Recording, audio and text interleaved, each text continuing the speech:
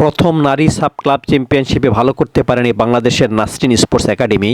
তাদের লক্ষ্য ছিল ফাইনালে খেলা, কিন্তু ফাইনাল খেলা তো দূরের কথা, তারা কোনো জয়ই পায়নি।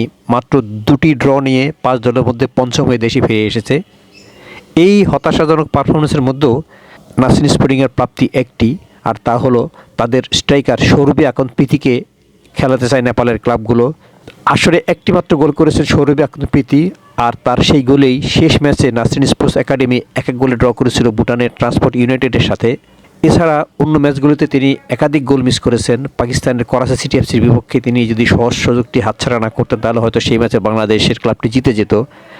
এছাড়া নেপালের এপিএফ এবং ভারতের ইস্টবেঙ্গলের বিপক্ষেও তার পারফরমেন্স ছিল নজর কাড়া। ডিফেন্স ভেঙে চুরে ড্রিবলিংয়ের মাধ্যমে ডজের মাধ্যমে ঢুকে পড়তেন। একটিমাত্র গোল এই আসরে করলেও সাফের বয়সভিত্তিক আসরগুলিতে তার অনেকগুলো হ্যাটট্রিক আছে, ডাবল হ্যাটট্রিকও আছে। তার প্রতিভার কোনো ঘাটতি নেই। উত্তিক খেলোয়াড়, তার আগামীটা উজ্জ্বল, ভবিষ্যৎটা উজ্জ্বল। তাই তাকে নিতে চেয়েছে নেপালের 2টি ক্লাব।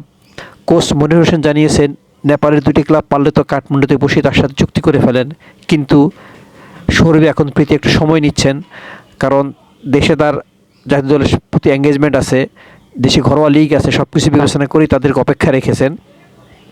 শুধু সৌরভী আকন্দ প্রীতিই নয়, বাংলাদেশ দলের ডিফেন্ডার রুমা আক্তার, গোলরক্ষক মেঘনা রানী, এদের প্রতিও দৃষ্টি পড়েছে নেপালি ক্লাবগুলোর। তারাও খেলাতে চায় বাংলাদেশের এই খেলোয়াড়দের। যদি অবশ্যই এর মধ্যে প্রীতির প্রতি আগ্রহটাই বেশি। যদি প্রীতি নেপাল লিগে খেলেন, যে লিগটি জানুয়ারিতে শুরু হবে, তাহলে তিনি হবেন প্রথম বাংলাদেশি নারী ফুটবলার যিনি নেপাল লিগে খেলেছেন। এর আগে সাবিনা খেলেছেন ভুটান লিগে, ভারত লিগে, মালদ্বীপ লিগে। কৃষ্ণা, মাসুরা, সুমাইয়া, শামসুন্নাহাররা খেলেছেন ভুটান লিগে। মিরনা খেলেছেন মালদ্বীপ লিগে। সাবিনা আক্তার যিনি গোলরক্ষক, তিনিও খেলেছেন মালদ্বীপ লিগে। কৃষ্ণা রানী ভারতের লিগে খেলেছেন সাবিনার সাথে।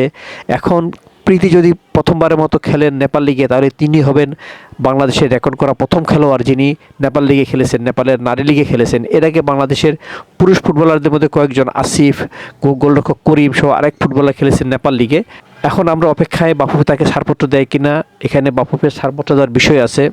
প্রীতি জাতীয় দলে, সিনিয়র জাতীয় দলে নেই, তিনি অনূর্ধ্ব 20 জাতীয় দলে আছেন, যে দলটি খেলতে যাবে থাইল্যান্ডে এপ্রিলে এফসি অনূর্ধ্ব 20 আসরে চূড়ান্ত পর্বে। তার আগে প্রীতিকে নিজেকে প্রমাণের আরেক দফা নিজেকে ছাড়িয়ে নেওয়ার সুযোগ হলো বাংলাদেশ লিগ অথবা নেপাল লিগ।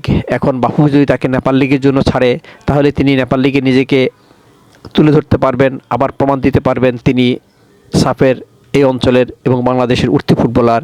নেপাল লিগের সুযোগ না হলে তাকে ঘরোয়া লিগে খেলতে হবে। এখন অপেক্ষা বাফুফের সিদ্ধান্তের, বাফুফে কোন দিকে তাকে পাঠান। যদি নেপাল লিগে পাঠান তাহলে সেটি হবে একটি রেকর্ড, আর যদি ঘরোয়া লিগে তাকে খেলতে হয় তাহলে এখানে তাকে প্রমাণ দিতে হবে নিজের যোগ্যতার। আমরা চাইবো বাফুফে যেন প্রীতিকে ছাড়ে নেপাল লিগের জন্য, কারণ বাইরের লিগে খেলা দরকার আছে। বাংলাদেশের লিগ যেমন উন্নত মানের, নেপাল লিগের প্রতিও দৃষ্টি রাখতে হবে। তাদের যে এপিএফ ক্লাব এবারের আসরে সাব ক্লাব চ্যাম্পিয়নশিপে নাসরিন স্পোর্টিংকে 4-0 হারিয়ে গেছে। সব মিলিয়েই তাদের দলটা বেশ শক্তিশালী। সব মিলিয়েই যদি প্রীতিকে বাফুফে ছাড়ে নেপাল লিগের জন্য, তাহলে সেটা বাংলাদেশের ফুটবলের জন্য একটা ইতিবাচক দিক হবে। বাইরে লিগে খেলার অভিজ্ঞতা হলো, কিছু পয়সাও সে পেল, ভালো পয়সায় পাবে বলে জানা গেছে। আর অন্য দেশের পরিবেশে, অন্য দেশের ক্লাবে খেলা আলাদা একটা অভিজ্ঞতা। সব মিলিয়ে আমরা চাইবো বাফুফে যেন তাকে ছাড়ে নেপাল লিগে খেলার জন্য।